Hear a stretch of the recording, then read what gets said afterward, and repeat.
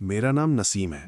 मैं 82 साल का हूँ और एक खत है जो मैंने कभी खोला नहीं। वो 37 साल पहले आया था, एक लिफाफे में जिस पर मेरा नाम उस लिखावट में लिखा था जो मुझे अपनी लिखावट से भी ज्यादा अच्छी तरह पता थी।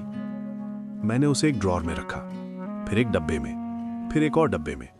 मैंने अपने आप से कहा कि जब मैं तैयार हो जाऊंगा तब इसे खोल लूंगा। मैं कभी तैयार नहीं हुआ। मैं ये अब इसलिए रिकॉर्ड कर रहा हूं क्योंकि मुझे नहीं पता मेरे पास कितना वक्त बचा है। डॉक्टर सीधे नहीं कहते, लेकिन मैं उनकी आंखों में देख सकता हूं इसमें कि वो दरवाजा कितनी नरमी से बंद करते हैं। और मैं उस खत के बारे में सोच रहा हूं, हर रोज नहीं, लेकिन इतनी दफा कि मुझे पता है इसका कोई मतलब है।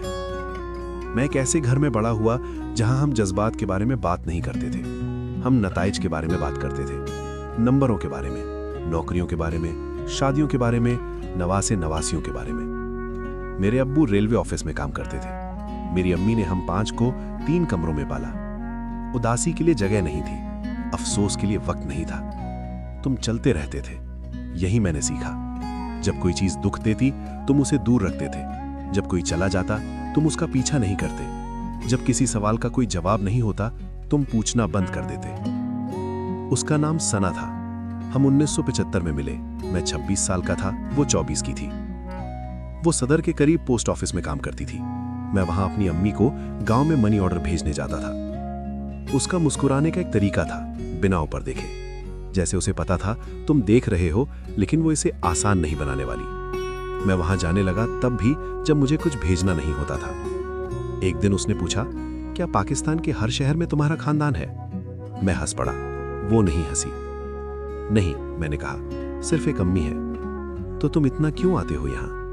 मैंने जवाब नहीं दिया। उसने मुझे रसीद दी और कहा, अगली दफा कोई असली वजह लेकर आना। मैंने उसे खुतूत लिखने शुरू किए। मोहब्बत के खत नहीं, मुझे नहीं पता था वो कैसे लिखते हैं। बस ख्याल, शहर के बारे में, बारिश के बारे में, एक आवारा कुत्ते के बारे में जो मैंने रिक्शा के नीचे सोता हुआ देखा। मैं उन्हें काउंटर पर छोड़ देता था, मुड़े हुए। बाहर उसका नाम लिखा होता था। उसने कभी उनका जिक्र नहीं किया, लेकिन उसने मुझे रोका भी नहीं। एक शाम वो पोस्ट ऑफिस के बाहर मेरा इंतजार कर रही थी। फरवरी थी, हवा में धुआं और बगली होटल से ताजी रोटी की खुशबू थी। उसने कहा, मैंने तुम्हारे खत पढ़े। मुझे समझ नहीं आई क्या कहूं। उसने कहा, तुम ऐसे लिखते हो जैसे कोई डर रहा हो। किस चीज से? ये कहने से जो तुम्हारा असली मतलब है। मैंने उसे देखा, उसने वापस देखा, फिर उसने कहा, मुझे जाना है, और वो चली गई। हम ऐसे ही 2 साल मिलते रहे। छोटे लम्हे, खामोश गुफ्तगू, कुछ ड्रामेटिक नहीं। मैंने अपने घर वालों को कभी नहीं बताया, उसने अपने घर वालों को कभी नहीं बताया। हम दोनों जानते थे अगर हमने बताया तो क्या होगा। उसका खानदान सिंधी था, मेरा पंजाबी। उसके अब्बू टीचर थे, मेरे क्लर्क। ये मोहब्बत या लॉजिक के बारे में नहीं था, ये रवायतों के बारे में था। इसके बारे में कि लोग क्या कहेंगे, उन चीजों के बारे में जो समझ नहीं आती थी लेकिन फिर भी सब कुछ कंट्रोल करती थी। 1987 में उसने मुझे बताया कि उसके घर वालों ने उसके लिए किसी को ढूंढ लिया है। एक कजिन, कराची में सेटल्ड, अच्छी नौकरी, अच्छा खानदान। उसने ये उसी आवाज में कहा जिसमें वो रसीदें देती थी, शांत, आखिरी। मैंने पूछा, तुम क्या चाहती हो? उसने कहा, इसका कोई मतलब नहीं। मेरे लिए मतलब है। उसने नीचे देखा। नसीम, मैं उनसे लड़ नहीं सकती और तुम लड़ोगे नहीं। मैं कहना चाहता था कि वो गलत है, लेकिन वो गलत नहीं थी। मैं उसकी शादी में नहीं गया। मैंने पोस्ट ऑफिस में किसी से सुनकर पता चला। उन्होंने कहा वो बहुत खूबसूरत लग रही थी। उन्होंने कहा वो पूरा वक्त मुस्कुराती रही। मुझे नहीं पता ये सच था या नहीं। 3 महीने बाद खत आया। मैंने उसकी लिखावट फौरन पहचान ली। वो मामूली से ज्यादा मोटा था, जैसे अंदर कई सफ़हात हों। मैंने उसे लंबे वक्त तक पकड़ा रखा, फिर मैंने उसे अपनी डेस्क के ड्रॉर में रख दिया। मैंने अपने आप से कहा, कल पढ़ लूंगा। कल अगले हफ्ते बन गया, अगला हफ्ता अगले महीने बन गया, और फिर ये एक ऐसी चीज बन गई जो मैं अब कर नहीं सकता था, क्योंकि बहुत वक्त गुजर चुका था, क्योंकि मुझे डर था उसमें क्या लिखा था, क्योंकि मैं नहीं जानना चाहता था कि उसे कोई अफसोस था या नहीं था। 1 साल बाद मेरी शादी हो गई। उसका नाम फरीदा था। वो मेहरबान थी, खामोश। वो अच्छी बिरयानी बनाती थी। हमारे 3 बच्चे हुए, मैंने टेक्सटाइल कंपनी में 34 साल काम किया। मैं दिन में 5 दफा नमाज पढ़ता था। मैंने पैसे बचाए, मैंने एक घर खरीदा, मैं दादा बन गया। मैंने एक आम जिंदगी गुजारी, लेकिन मैंने कभी वो खत फेंका नहीं। ठहरो, मैं अब थक गया हूं। मैं जल्द जारी रखूंगा, लेकिन मैं ये पहना चाहता हूं। मैंने सोचा इसे ना खोलना अपने आप को बचाने का तरीका था। मैंने सोचा अगर मैं इसे नहीं पढ़ूंगा तो मुझे वो महसूस नहीं करना पड़ेगा जो अंदर था। मैंने सोचा मैं मजबूत था। मैं नहीं था, मैं सिर्फ डरा हुआ था। फरीदा ने मुझसे कभी मेरे माजी के बारे में नहीं पूछा। उसने कभी नहीं पूछा कि क्या मैंने उससे पहले किसी से मोहब्बत की थी। उसने कभी मेरी चीजों को नहीं देखा या खामोशियों पर सवाल नहीं उठाए। मुझे लगता है उसे पता था, तफसीलात नहीं, लेकिन उसकी शक्ल। कुछ औरतों को महसूस हो जाता है जब एक आदमी कुछ लेकर चल रहा होता है। उसने मुझे उसे उठाने दिया। हमारी शादी ठीक ठाक थी, जुनून से भरी नहीं, ठंडी नहीं, बस मुस्तहकम। वो खाना पकाती, मैं काम करता। हमने बच्चे पाले। हम छोटी चीजों पर लड़ते, पैसे, ससुराली, लड़कों को किस स्कूल में भेजना है। लेकिन हम कभी बड़ी चीजों पर नहीं लड़े, क्योंकि हम कभी बड़ी चीजों के बारे में बात ही नहीं करते थे। मैंने एक अच्छा शौहर बनने की कोशिश की। मैं वक्त पर घर आता। मैं शराब नहीं पीता था। मैं जुआ नहीं खेलता था। मैंने उसे इज्जत दी, लेकिन मुझे नहीं लगता मैंने उसे कभी अपना सब कुछ दिया। एक हिस्सा था जो मैंने बंद रख छोड़ा था, इसलिए नहीं कि मुझे उसकी परवाह नहीं थी, बल्कि इसलिए कि मुझे नहीं पता था उसे कैसे खोलूं। खत 7 साल ड्रॉअर में पड़ा रहा। फिर हम एक नए घर में शिफ्ट हुए और मैंने उसे पुराने कागजात के डब्बे में रख दिया। Birth certificates, school records, ration cards, वो चीजें जो तुम रखते हो लेकिन कभी नहीं देखते। ये तरीका ज्यादा महफूज लग रहा था, सामने छिपा हुआ। 1995 में मेरे बड़े बेटे की शादी हुई। शादी में मैंने सना को देखा। वो पीछे खड़ी थी, किसी से बात कर रही थी, किसे मैं नहीं पहचानता था। वो ज्यादा उम्र की लग रही थी, पतली, उसका दुपट्टा ग्रे था। हमारी निगाहें 1 सेकंड के लिए मिली। वो मुस्कुराई नहीं, वो नाराज भी नहीं लग रही थी, बस थकी हुई। मैं उसके पास जाना चाहता था। मैं पूछना चाहता था कि वो कैसी है, खुश है या नहीं, क्या उसकी जिंदगी वैसी बन गई जैसे वो चाहती थी। लेकिन मैं नहीं गया।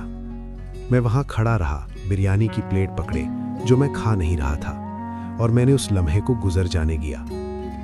मैंने बाद में किसी से पूछा कि वो किसके साथ आई थी। उन्होंने कहा उसके शौहर का 2 साल पहले इंतकाल हो गया था, दिल का दौरा। वो अब अकेली रहती थी, उसके बच्चे इस्लामाबाद में थे।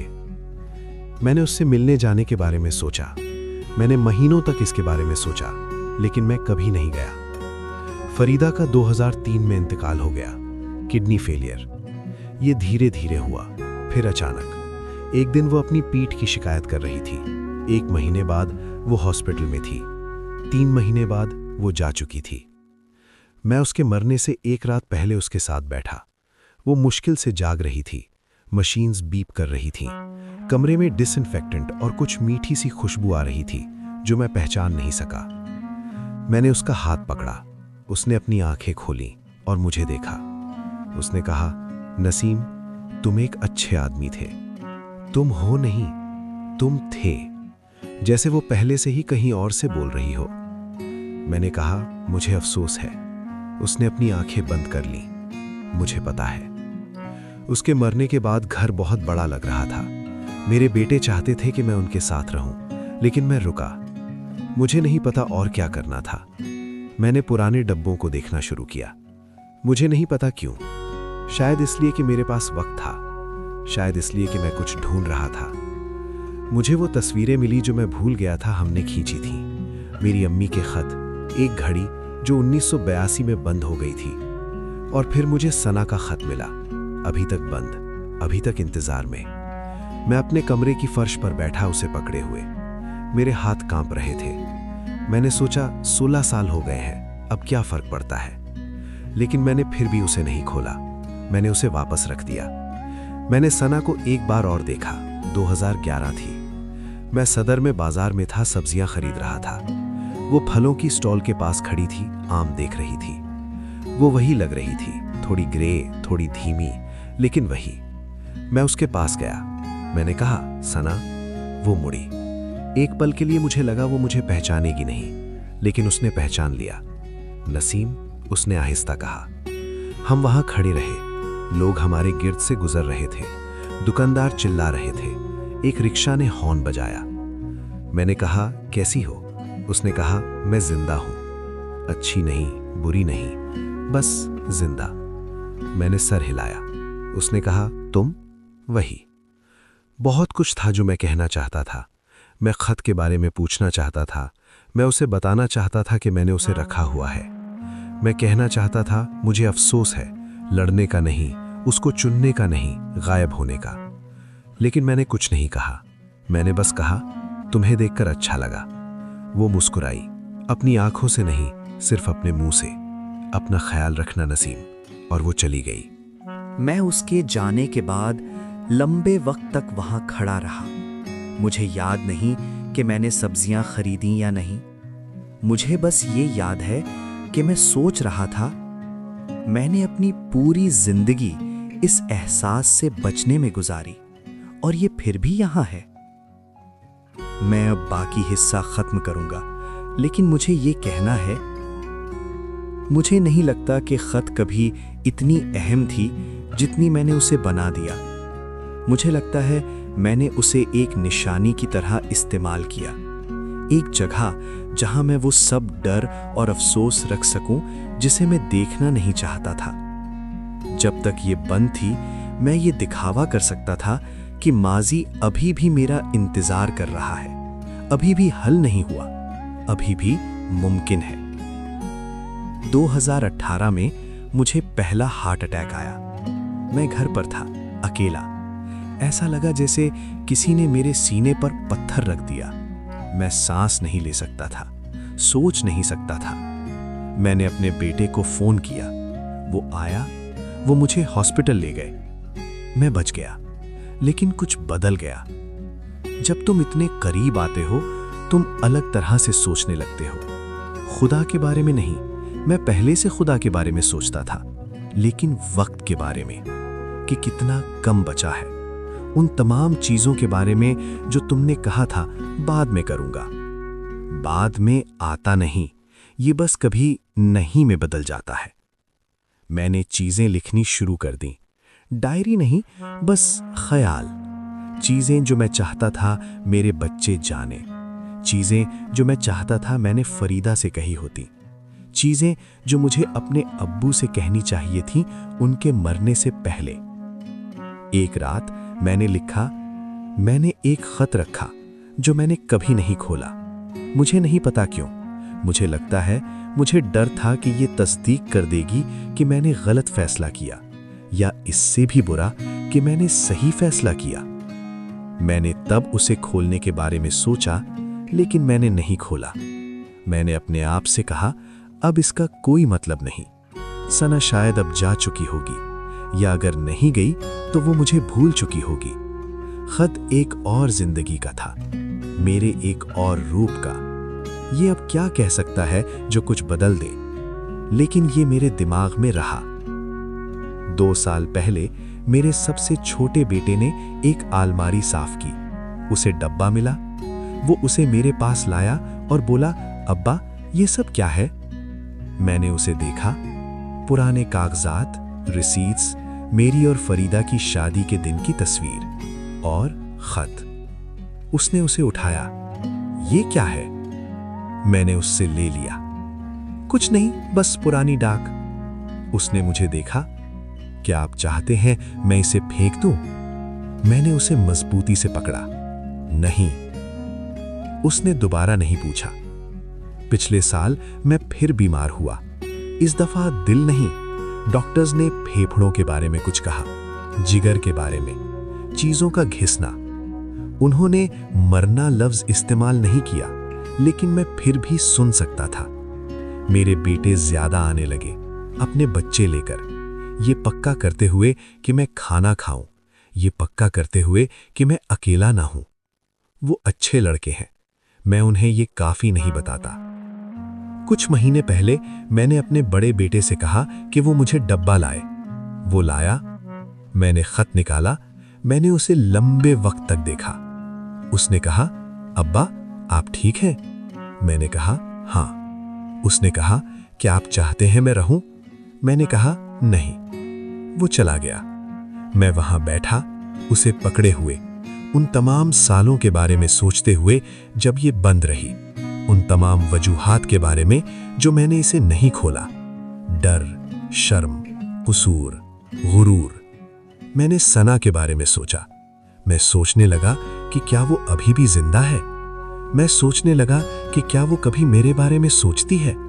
मैं सोचने लगा कि क्या उसे पता है मैंने खत रखा हुआ है। मैंने उसे उल्टा किया। गोंद सूख चुकी थी, कागज पीला हो गया था। मैं इसे अब खोल सकता था, अभी। आखिरकार जान सकता था उसने क्या लिखा। आखिरकार सोचना बंद कर सकता था। लेकिन मैंने नहीं खोला। मुझे पता है ये कैसा लगता है, जैसे मैं अपने आप को अजियत दे रहा हूं, जैसे मैं जिद्दी या बेवकूफ हूं। शायद मैं हूं, लेकिन ये है जो मुझे समझ आया। खत मुद्दा नहीं है, कभी नहीं था। मुद्दा ये है कि मैंने अपनी पूरी जिंदगी इंतजार में गुजारी। तैयार होने का इंतजार, सही वक्त का इंतजार, उस इजाजत का इंतजार जिसकी मुझे जरूरत नहीं थी। मैंने सना को ये बताने का इंतजार किया कि मैं उससे मोहब्बत करता था। मैंने उसके लिए लड़ने का इंतजार किया। मैंने खत खोलने का इंतजार किया। मैंने खुद को माफ करने का इंतजार किया। और उस सारे इंतजार ने एक ऐसी जिंदगी बना दी जो मैंने सिर्फ आधी जी। मैं अपने वालिदैन को कसूरवार नहीं ठहराता। मैं रवायात या मुआशरे या डर को कसूरवार नहीं ठहराता। मैं बस अब देख रहा हूं कितना कुछ मैंने दे दिया, कितना कुछ मैंने अपनी उंगलियों से फिसल जाने दिया क्योंकि मैं पकड़ने से बहुत डरता था। फरीदा ज्यादा की मुस्तहिक थी। वो एक ऐसे शौहर की मुस्तहिक थी जो पूरी तरह मौजूद होता, जिसने अपना एक हिस्सा बंद करके नहीं रखा होता।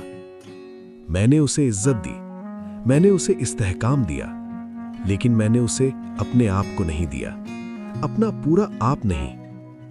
सना भी ज्यादा की मुस्तहिक थी। वो किसी ऐसी शख्स की मुस्तहिक थी जो कहता, मुझे परवाह नहीं किसी को क्या लगता है, मैं तुम्हें चुनता हूं। लेकिन मैंने ये नहीं कहा, मैंने उसे जाने दिया। और फिर मैंने खुद को 37 साल तक इसका सजा दी। मैं खत नहीं खोल रहा, इसलिए नहीं कि मैं अभी भी डरता हूं, बल्कि इसलिए कि मुझे आखिरकार समझ आ गई। इसका कोई मतलब नहीं कि उसमें क्या लिखा है। मतलब यह है कि मैं किसी से मोहब्बत करता था और मैंने उसे नहीं बताया। मतलब यह है कि मेरे पास एक पसंद थी और मैंने उसे नहीं चुना। मतलब यह है कि मैंने एक महफूज जिंदगी गुजारी, एक खामोश जिंदगी, एक ऐसी जिंदगी जहां मैंने कोई कानून नहीं तोड़ा या किसी को मायूस नहीं किया, सिवाय अपने आप के। मैं उस जवान आदमी के बारे में सोचता हूं जो मैं था, उस पोस्ट ऑफिस के बाहर खड़ा, वो खत लिखते हुए, उम्मीद करते हुए। काश मैं उसे कह सकता, इंतजार मत करो, ये मत सोचो कि तुम कल ज्यादा बहादुर होगे, ये मत सोचो कि कोई सही वक्त है, नहीं है, बस अभी है। और अगर तुम अभी नहीं चुनते तो तुम अपनी बाकी जिंदगी ये सोचते गुजारोगे कि क्या होता अगर तुमने चुना होता।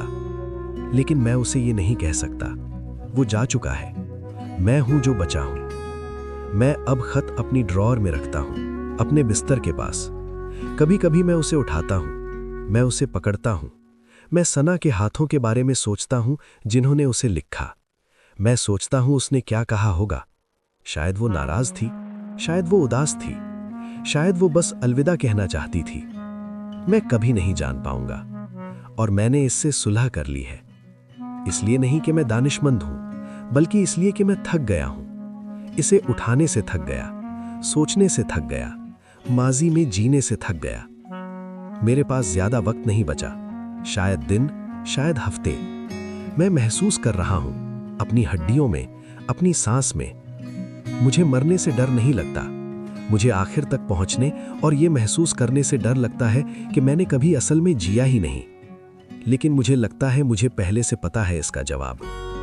मैंने जिया, बस पूरी तरह नहीं, बस बहादुरी से नहीं। मैं एहतियात से जिया, मैं महफूज से जिया। और अब मैं यहां हूं, 82 साल का, एक खत के साथ जो मैंने कभी नहीं खोला, और एक मोहब्बत के साथ जिसके लिए मैंने कभी नहीं लड़ा। अगर आप ये सुन रहे हैं, अगर आप जवान हैं या नहीं भी हैं, अगर कोई चीज़ है जो आप करने का इंतज़ार कर रहे हैं, कोई शख्स जिसे आप बताने का इंतज़ार कर रहे हैं, कोई फैसला जो आप करने का इंतज़ार कर रहे हैं, इंतज़ार मत करो। इसलिए नहीं कि इंतज़ार गलत है, बल्कि इसलिए कि वक्त रुकता नहीं और एक दिन आप वहाँ होंगे जहाँ मैं हूँ, पीछे देख रहे होंगे, सोच रहे होंगे कि आप क्यों झिझके। मुझे उस जिंदगी का अफसोस नहीं जो मैंने गुजारी। मेरे अच्छे बच्चे थे, अच्छी बीवी थी, अच्छी नौकरी थी। मैं बुरा आदमी नहीं था, लेकिन मैं बहादुर भी नहीं था। और शायद ये सबसे खामोश किस्म का अफसोस है। वो चीज़ें नहीं जो तुमने की, बल्कि वो चीज़ें जो तुमने नहीं की। मैं ये रिकॉर्ड कर रहा हूँ क्योंकि मैं चाहता हूँ कोई जाने। मैं चाहता हूँ कोई इसे सुने और सोचे, मैं नहीं चाहता ये मैं हूँ। खत अभी भी मेरी ड्रॉअर में है। मैं शायद इसे अपने साथ ले जाऊंगा, बिना खोले। शायद इसे ऐसे ही होना चाहिए। शायद कुछ चीज़ें हल होने के लिए नहीं हैं। शायद कुछ सवालों के जवाब नहीं होते। लेकिन मैं ये जानता हूँ, मैंने एक दफ़ा किसी से मोहब्बत की, वाकई मोहब्बत की, और मैंने डर को उसे मुझसे छीन लिया। ये वो सच्चाई है जो मैं आखिर तक लेकर जाऊंगा। अगर आप इतनी देर तक मेरे साथ रहे, शुक्रिया। मुझे पता है ये सुनना आसान नहीं था, ये कहना आसान नहीं था। शायद आपके पास भी एक खत है। शायद ये असली खत नहीं है, शायद ये एक गुफ्तगू है, एक फैसला, एक शख्स। जो भी हो, उसे 37 साल ड्रॉअर में मत पड़े रहने दो। वो वक्त वापस नहीं मिलता। मेरा नाम नसीम है। मैं 82 साल का हूँ और एक खत है जो मैंने कभी नहीं खोला, लेकिन शायद अभी भी आप खोल सकते हैं। अगर नसीम की कहानी ने आपके अंदर कुछ छुआ, अगर इसने आपको अपने खुद के ना खुले खतूत के बारे में सोचने पर मजबूर किया, उन पसंदों के बारे में जो आप अभी भी करने का इंतजार कर रहे हैं, तो शायद ये आज आपको मिलनी थी। ये कहानी आप तक फनी फन उर्दू स्टोरीज की तरफ से पेश की गई। हम वो कहानियां सुनाते हैं जो आपके साथ रहती हैं, वो जो असली लगती हैं, क्योंकि वो असली हैं।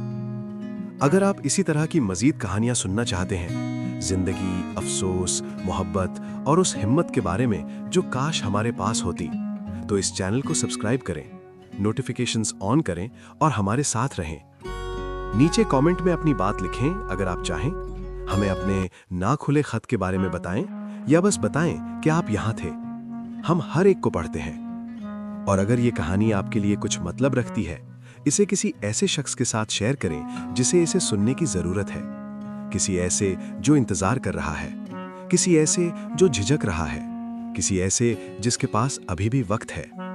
सुनने के लिए शुक्रिया, हमारे साथ रहने के लिए शुक्रिया। ये फनी फन उर्दू स्टोरीज है। हम आपसे अगली कहानी में मिलेंगे।